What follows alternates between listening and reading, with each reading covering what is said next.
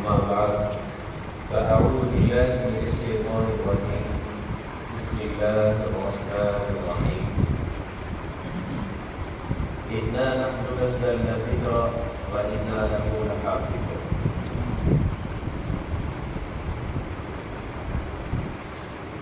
میرے بھائی اللہ رب العزت کا بڑا کرم اور اللہ کا بڑا احسان ہے کہ اللہ رب العزت نے اپنے گھر میں جمع ہونے کی توفیق عطا فرمائی اور اپنی زندگی کے اندر دوبارہ رمضان مبارک ایسی نعمت سے مالا مال فرمایا ہے اور پھر ختم قرآن پاک کی سعادت سے مالا مال کیا.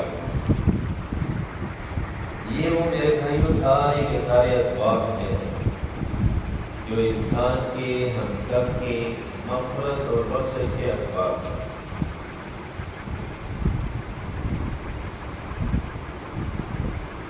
اور یہ وہ اوقات، یہ وہ گھڑی اور یہ وہ ساعات ہیں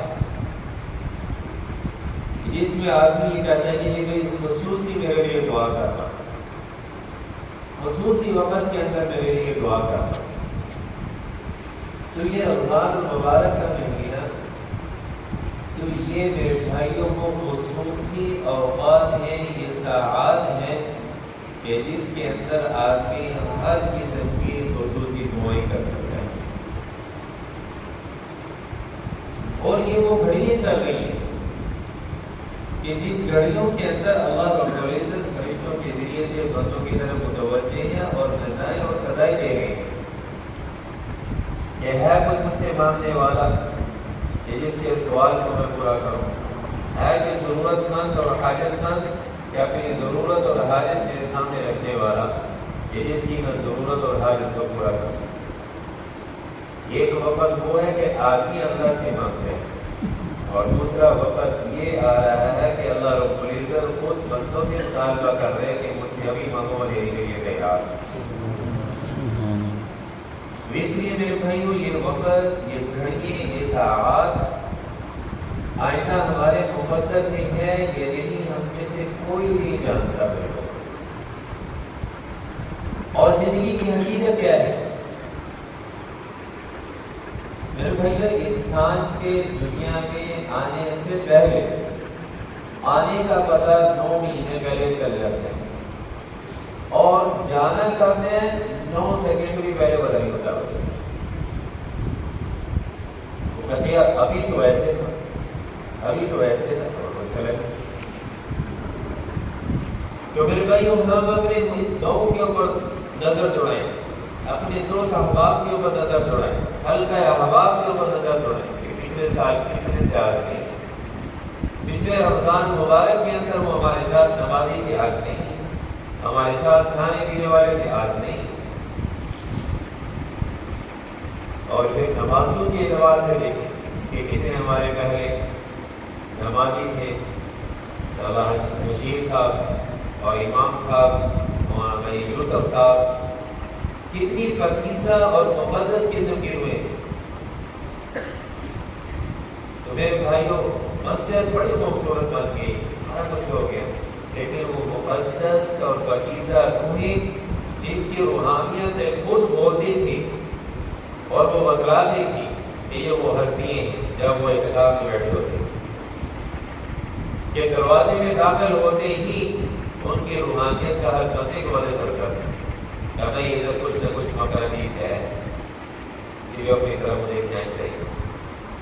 مسجد کی روحانیت بھی اپنی اور اس کی برکات اپنی، لیکن بعض مقدسات شخصیات ایسی ہوتی ہیں کہ جن کا اللہ کے ساتھ تعلق اتنا مضبوط ہو جاتا ہے اور اس درجے کی روحانیت اور جاذبیت ان کے اندر ہوتی ہے کہ دل کرتے ہیں کہ بس بیٹھے رہیں، ان کی بات سنتے ہیں. تو اس لیے میرے بھائی ایک وقت آنا ہے، ہم نے بھی نہیں ہو سکتا اور بہت جلد وہ وقت آنے والا ہے. تو اس لیے میرے بھائیوں اپنے زندگی کے ان نفحات کو اسے پیچیدہ سمجھنا کہ کس وقت زندگی کی شام ہو جانی اس کا ہمیں کوئی پتہ نہیں. اور اللہ سے رو دھو کر ان گھڑیوں کو قیمتی سمجھتے ہوئے اپنی خاندان کی اور والوں کی بلکہ کوئی امت مسلمہ بخشش کروانا اور اللہ سے باقاعدہ یہ دعا مانگنا شروع کر دیں کہ یا اللہ مجھے اس بدبخت لوگوں میں شمار نہ کرنا کہ جن کے بارے میں جبرائیل علیہ السلام نے کہا کہ وہ ناکام شخص، وہ برباد ہو جائے، ناکام ہو جائے کہ جس نے رمضان مبارک کا مہینہ پایا اور وہ اپنے گناہوں کی محبت اور بخشش نہیں کر پا سکتا۔ تو اس لیے میرے بھائیوں یہ آخری ایام چل رہی ہے، یہ اللہ رب العزت کی طرف سے وسیع انعامات۔ آخری اشرا تو اللہ رب العزت نے میرے بھائیوں رکھا ہی جہنم سے آزادی کا اشرا، جہنم سے آزادی کا اشرا۔ اور پھر آخری اشرے کے اندر میرے بھائی اللہ رب العزت نے اعتکاف بھی، عبادت بھی بڑھا دی۔ آخری اشرے کے اندر اللہ رب العزت نے تاک راتوں کے اندر شب قدر جیسی رات بھی اس کے اندر بنا دی، اور پھر ختم قرآن جیسے انعامات سے بھی اللہ نے نواز دیا۔ میرے بھائیوں اس سے زیادہ مقبول گھڑیاں ہمیں زندگی میں نہیں مل سکتی، زندگی میں نہیں۔ تو میرے بھائیوں ہمیں اپنے زندگی کے ہر لمحے کی قدر کرنی چاہیے۔ کہتے ہیں کہ شب قدر تلاش ضرور کی ہے لیکن اس کا انتظار نہ کیا جائے، اور نہ ہی اس کے اوپر اتفاق کیا جائے، بلکہ ہر شب کی قدر ہمارے دل کے اندر ہونی چاہیے۔ تو پھر زندگی کا ہر لمحہ میرے بھائی ہمارا قیمتی سے قیمتی تک بنتا چلے گا۔ جتنے ہمارے بھائی ایسے ہیں کہ نماز کے لیے کہا ہے میں نماز پڑھ رہے تھے، وہ کہتے ہیں ہاں جی جمعہ پڑھ رہے تھے، اور بعض لوگ کہتے ہیں کبھی کیسے کئی رمضان مبارک میں پڑھ رہے تھے، باقی رمضان آ رہے ہیں انشاءاللہ نمازیں پڑھنی۔ اس لیے میرے بھائی یہ نماز، یہ عبادات، یہ اللہ رب العزت کے احکامات، میرے بھائی ہمارا دین اور شریعت یہ صرف رمضان مبارک نہیں ہے یا رمضان مبارک کے لیے نہیں ہوتا۔ ہمارے کتنے دوست ایسے ہیں کہ جو عبادت کس کی کرنی ہے؟ رمضان کی عبادت کرنی ہے، حالانکہ عبادت کس کی ہونی چاہیے؟ رمضان کی عبادت۔ آپ صلی اللہ علیہ وسلم کے بارے میں جب بات پتہ چلی کہ آپ صلی اللہ علیہ وسلم سے رخصت ہو گئے تو حضرت عمر رضی اللہ تعالیٰ نے کیا فرمایا؟ حضرت عمر رضی اللہ تعالیٰ نے یہ بات لکھا ہے کہ جو شخص یہ کہے گا کہ آپ صلی اللہ علیہ وسلم دنیا سے رخصت ہو گئے تو میں اس کا سر کر اٹھاؤں۔ حضرت ابوبکر رضی اللہ تعالیٰ کھڑے ہوئے، اس وقت انہوں نے خود میں ارشاد فرمایا کیا فرمایا من کان یعبد محمد فإن محمدا قد مات ومن کان یعبد اللہ فإن اللہ حی لا يموت۔ تو میرے کو ہم تو عبادت آپ صلی اللہ علیہ وسلم کی نہیں، ہم تو اللہ رب العزت کی عبادت کرتے ہیں، اور اللہ رب العزت کی ذات آئے تو حی ہے اور لا يموت ہے۔ اسی طریقے سے میرے بھائی ہماری عبادت کا تعلق رمضان مبارک کے مہینے سے نہیں ہے کہ رمضان مبارک ہے تو اس وقت رشوت لینے والے نے رشوت بھی چھوڑی، جھوٹ بولنے والے نے جھوٹ بھی چھوڑا، خیانت کرنے والے نے خیانت بھی چھوڑی، اور غیبت کرنے والے نے غیبت بھی چھوڑی، اور گانا بجانے والے نے گانا بھی بند رکھا، اور فلم انڈسٹری کے اندر کام کرنے والے نے وہ بھی اپنے پروگرام چھوڑے۔ کیا نئی رمضان، نئی رمضان، رمضان وعدہ خرابی کو نے نئی رمضان کا مہینہ چاہیے، اور مسجد ماشاءاللہ خوب آباد ہے، کیوں بھی رمضان مبارک کا مہینہ آ گیا مسجد خوب آباد ہے، اور لیکن جو ہی میرے بھائیوں رمضان مبارک کا مہینہ ختم ہو، یہ رمضان مبارک کا مہینہ میرے بھائی بھی قریب ہے، یہ مشق ہے، یہ ہمت بڑھانی ہوتی ہے۔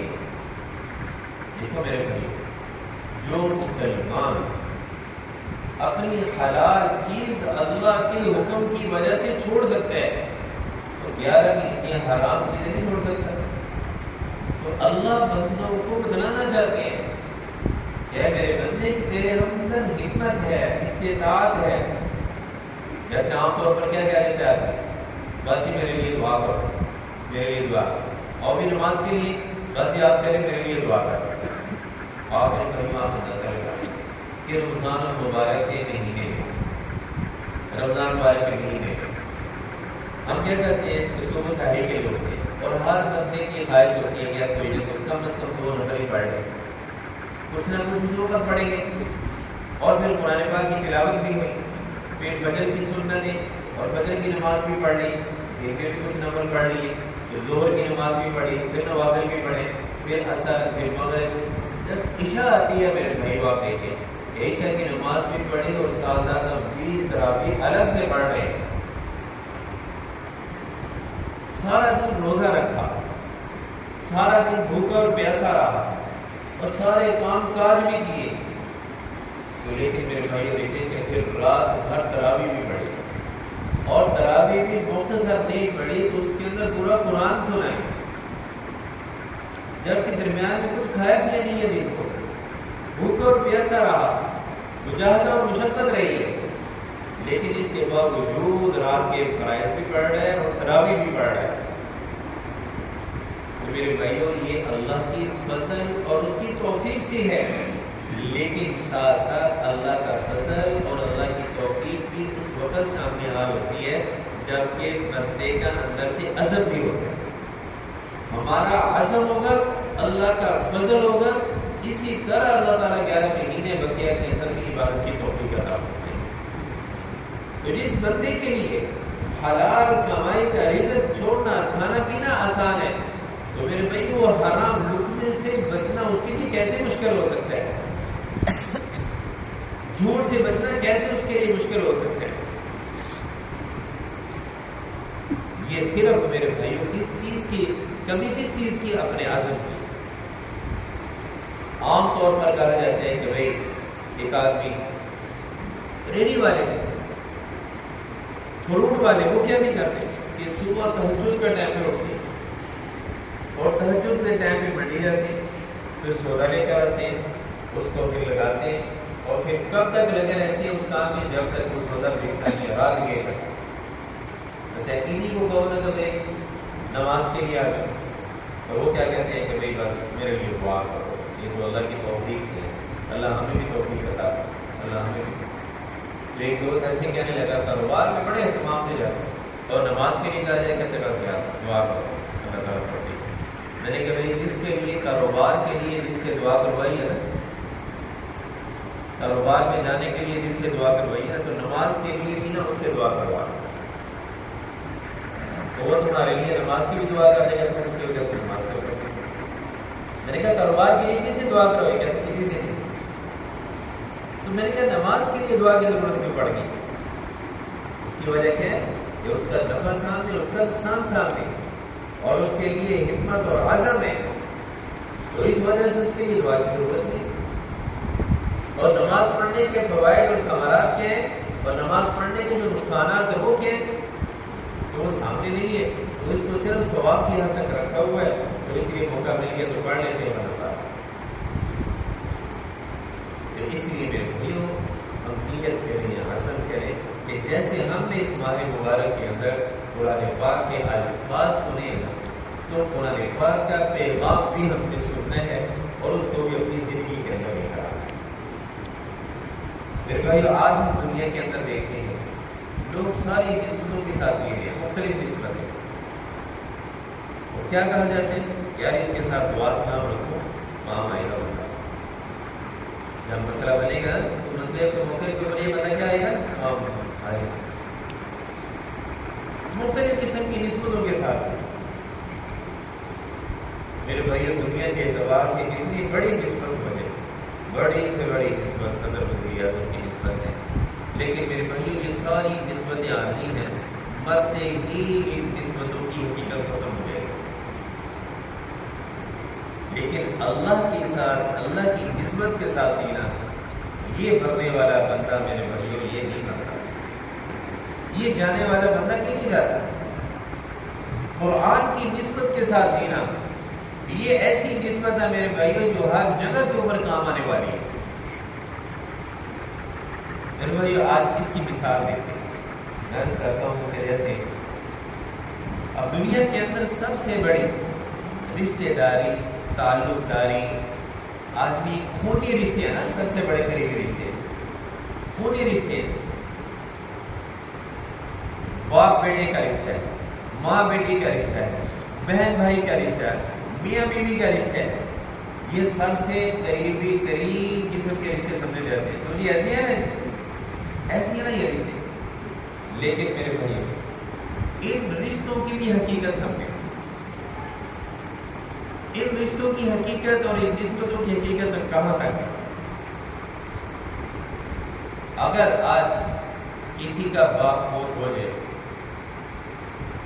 تو آدمی خوب روئے دھوئے گا، سارا کچھ کرے گا، لیکن آج تک میرے بھائی کسی نے یہ بات دیکھی ہے کہ بیٹا یہ کہے کہ میں باپ کے بغیر نہیں رہ سکتا، لہذا باپ قبر میں گیا ہے تو میں نے بھی قبر میں اس کے ساتھ ہی اترنا ہے. ایسا ہوا بھی بیٹا باپ کے ساتھ کبھی قبر میں اترے نہیں اترا.